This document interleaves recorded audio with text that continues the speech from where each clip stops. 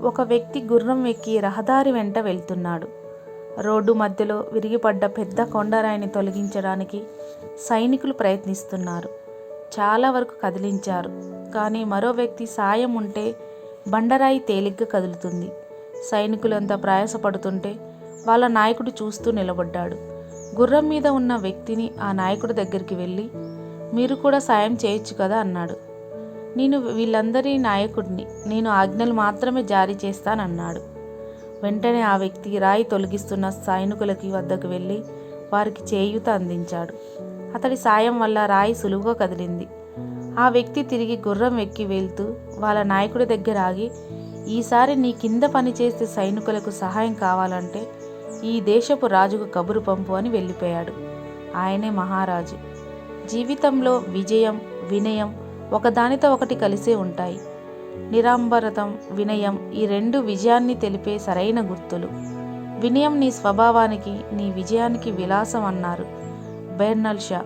నమ్రత, నిగర్వం, ఓర్పు, నిజాయితీ, వినయాలు, విలాసాలు, వినయం, విజేత రెండింటిని పుట్టుకతోనే ఎవరూ తమ వెంట తీసుకురారు.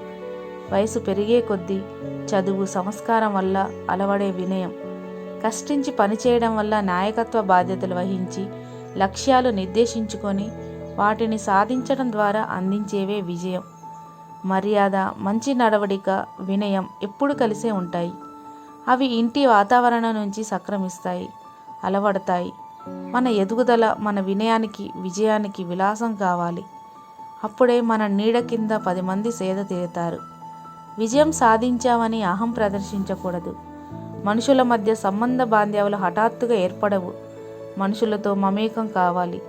నువ్వు నేను అనే అడ్డుగోడ ఉన్నంత వరకు మానవ సంబంధాలు ఎటువైపు ఉన్నవి అటువైపే ఉంటాయి. 1 పౌండ్ తెలివితేటల కన్నా 1 ఔన్స్ వినయం విలువ అధికం అంటారు. సామర్థ్యం ముఖ్యమే, కానీ వినయం విధేయత లేని సామర్థ్యానికి గుర్తింపు ఉండదు. వినయం ఒక భావన మాత్రమే.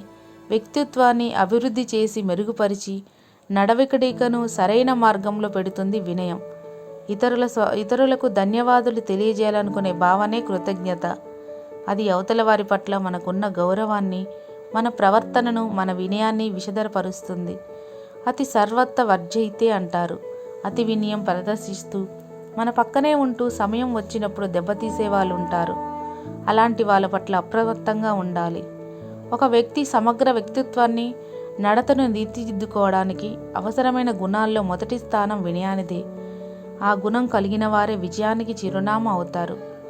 తన తప్పును తీవ్రంగా తానే విమర్శించుకొని ఇతరుల తప్పులను వినయంగా తెలియపరచాలి అని ఉద్బోధించారు వివేకానంద. వినయం వెలుగు లాంటిది, నిస్వార్థమైనది, పంచిస్తుంది కానీ ఆశించదు.